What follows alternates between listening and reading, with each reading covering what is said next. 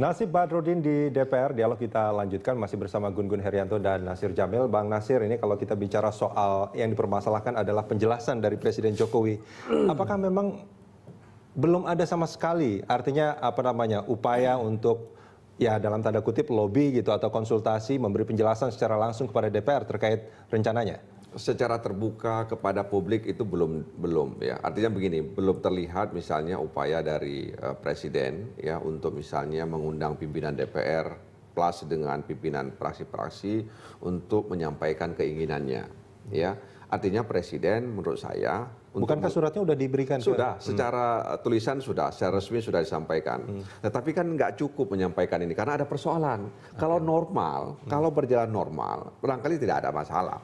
Tapi ini kan ada situasi yang tidak normal dari pencalonan Kapolri tersebut. Nah karenanya untuk tidak terjadi salah persepsi atau untuk mengatasi gejolak ataupun untuk menyamakan visi ya terkait dengan situasi yang ada di kepolisian, sangat baik kalau menurut saya kalau kemudian presiden mengundang pimpinan DPR dan pimpinan fraksi untuk membicarakan masalah ini. Apa loh latar belakangnya? Kenapa saya begini? Kenapa saya begitu? Sehingga kemudian penjelasan itu bukannya sudah dinyatakan secara publik gitu? Iya, tapi kan itu kan kalau untuk pimpinan DPR kan berbeda ya, sama-sama menghormati penghormatan terhadap lembaga DPR ya kan sebagai institusi negara. Jadi jangan kemudian karena ada situasi tidak normal seperti ini lalu kemudian kasih surat udah selesai seolah-olah dengan surat itu selesai semuanya. Belum tentu, apalagi tadi seperti Mas Gugun bilang ada peristiwa politik yang terjadi di tubuh Golkar di mana Golkar adalah bahagian dari koalisi Merah Putih dan ini juga sedikit banyak yang akan mempengaruhi bagaimana kemudian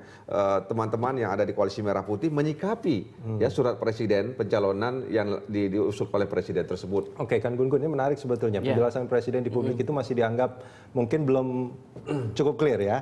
Iya, belum cukup clear. Artinya ya DPR menganggap mereka butuh penjelasan tambahan atau mungkin kalau bahasa Jawanya diwongke gitu ya, mungkin diundang lah pimpinan DPR untuk sebenarnya bukan soal ini juga, ini kan dalam rangka untuk saling menghormati sesama institusi negara ya kan, tidak cukup karena bukan presiden aja berkepentingan, DPR juga berkepentingan adanya Kapolri yang definitif untuk menjamin memastikan bahwa situasi keamanan dalam negeri itu kondusif, termasuk juga institusi Polri-nya juga sangat memerlukan Kapolri yang definitif. Betul, saat makanya ini. Apalagi situasi kondisi sekarang ini. Kalau saya melihat agak berbeda perspektifnya. Sebetulnya kalau kita bicara jelas atau tidak jelas, sebetulnya penjelasan presiden pada tanggal 18 Februari itu menurut saya clear.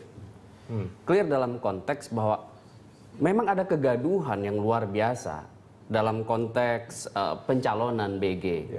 Dan ini kan bukan hanya direspon oleh para politisi, tetapi masifnya isu itu di publik. Sehingga kemudian secara proporsional Pak Jokowi tentu menimbang beragam masukan. Masukan dari publik didengar sehingga kemudian karena menimbulkan pertentangan di masyarakat, Jokowi mengambil sikap politik untuk menggantikan pencalonan BG itu dengan Badrodin Haiti. Sebetulnya logikanya itu sudah clear. Dan hanya masalahnya, saya paham yang disampaikan oleh Mas Nasir bahwa ini soal hubungan kelembagaan. Pernyataan di publik dalam sebuah konferensi pers yang dilakukan oleh presiden, kemudian 2 hari berikutnya disusul oleh surat yang bunyinya juga sudah diketahui oleh para politisi DPR. Ini kemudian dianggap masih kurang. Ini semacam proses lobby atau mungkin melakukan sounding ke DPR untuk kemudian menyatukan persepsi. Itu yang mungkin dimaksud. Sebenarnya kan kalau dalam konteks logika publik, ya nggak mungkin lagi memaksakan sesuatu yang memang bukan hanya jadi bubble politik. Ini bukan bubble politik, ini benar-benar real mendapat resistensi dan mengancam yang disebut dengan kredibilitas presiden. Karena public trust itu turun drastis ketika akan ada upaya untuk memajukan. Dan itu sebetulnya alasan utamanya, public trust itu kan?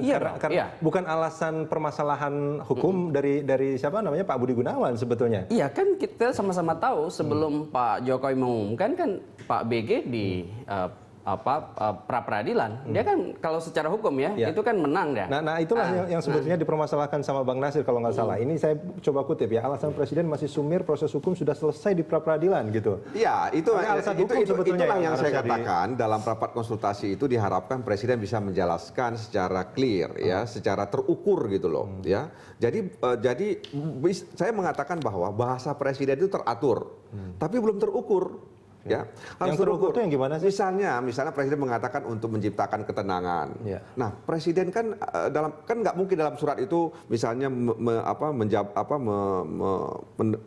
menjelaskan secara unut begini loh tidak amannya begini. Tapi kan dalam rapat atau dalam pertemuan itu presiden bisa menjelaskan bahwa sejumlah alasan yang disampaikan dalam surat itu karena ada informasi begini dan sebagainya. Itu satu. Yang kedua terkait tadi itu yang kita bicarakan. Presiden dalam rapat itu diharapkan bisa meyakini DPR bahwa calon ini bukan saja berbobot kapasitasnya, alasan saya juga berbobot, ya, sehingga kemudian dia ini tidak akan dipersoalkan. Ya, tidak akan dipersoalkan. Tadi lagi-lagi tidak saya akan katakan dipersoalkan oleh siapa? Ya, oleh masyarakat maksudnya. Bukan, tadi itu kan bahwa beliau kan masuk dalam orang-orang perwira tinggi yang masuk dalam rekening gendut. Nah, presiden harus memastikan bahwa ini clear, ya, bahwa rekening gendutnya itu clear dan sebagainya. Itu satu hal. Yang kedua tadi itu, ya, bahwa pra peradilan itu mengalahkan KPK, ya. Nah, ini juga kan seharusnya selesai. Ya, tapi kemudian ada orang bicara tentang public trust, ya. Itu memang tidak bisa Kang Gun-Gun itu yang bilang tadi public trust. Ya, beliau menangkap apa yang didengarkan. Kami juga menangkap seperti itu, ya, bukan para pengamat aja menangkap. Kita juga menangkap seperti itu. Nah, karenanya dalam konteks ini kan harus disamakan gitu loh, ya.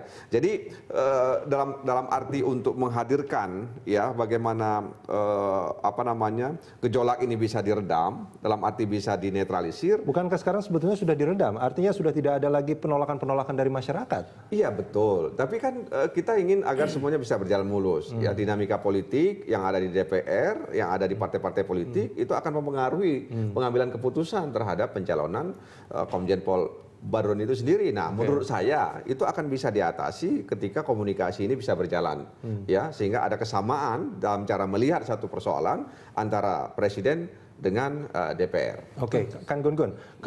Kalau menurut Anda ini kira-kira apa yang harus dilakukan oleh presiden supaya ini kalau di masyarakat public trust sudah didapat sama presiden, tapi nampaknya belum oleh DPR. Ya memang gini ya, ini kan proses saya kemarin menduga ya, ketika Pak Jokowi itu mengumumkan pergantian nama dari BG ke Badrodin itu di penghujung masa persidangan yang kedua ya, itu saya berpikir ini salah satu strategi, ada 1 bulan untuk melakukan proses lobby. Kemarin saya menduganya begitu.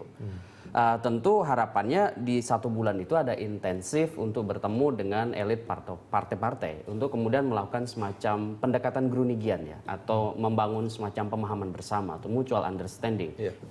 Saya nggak tahu apakah itu dilakukan oleh Pak Jokowi atau tidak, atau oleh timnya atau tidak, atau timnya Pak Badrodin mungkin, atau saya nggak tahu. Dan dalam tanda kutip sebetulnya juga Pak Presiden sekarang partainya juga mungkin agak tak memiliki partai mungkin kondisinya saat ini. Ya memang begini ya.